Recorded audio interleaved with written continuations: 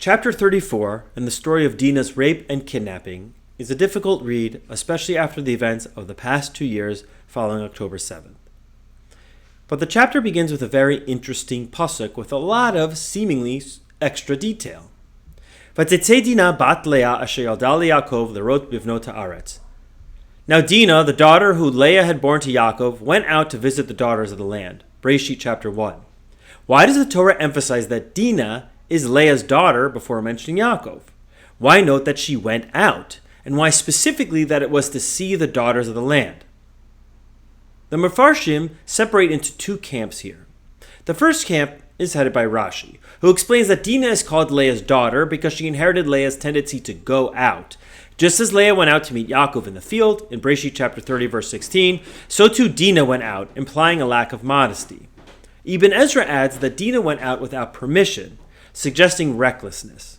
Radak echoes Rashi and adds that she is also called Yaakov's daughter to imply that her rape was a punishment for Yaakov. According to a Midrash, in Bereishit chapter 32, Dinah is missing from the list of Yaakov's children before his encounter with Esav. The Midrash explains that Yaakov hid Dinah in a box, echoing the actions of his father and grandfather, to prevent Esav from seeing her and possibly marrying her. Now here is where it gets a little convoluted. Because Yaakov denied Esav a chance to repent by marrying Dinah, Yaakov is punished through Dinah's suffering.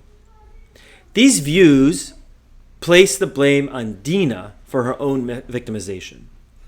The second group disagrees. Malbim strongly disagrees and argues that Dinah is linked to both Leah and Yaakov to actually highlight her modesty. The verses mention that she went out to see the daughters of the land shows her innocent intent. She was simply socializing, not seeking danger. Otherwise, why would the Torah add that extra fact? Ramban offers a slightly different perspective. Dinah is called Leah's daughter to connect her to her brothers, Shimon and Levi, who are the only ones who take action to avenge her. This highlights another difficult pasuk, pasuk 5. When Yaakov hears of the rape, he remains silent until his son's return.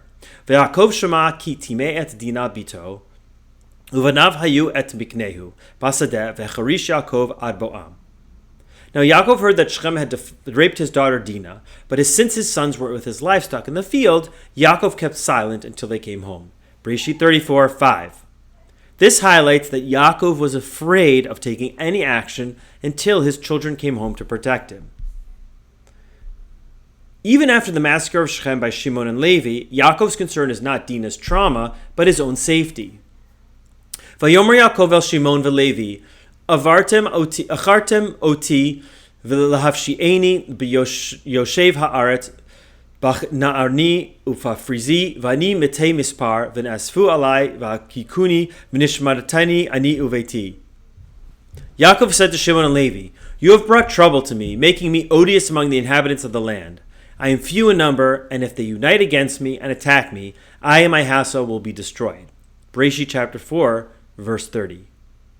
Shimon and Levi's response is with moral clarity.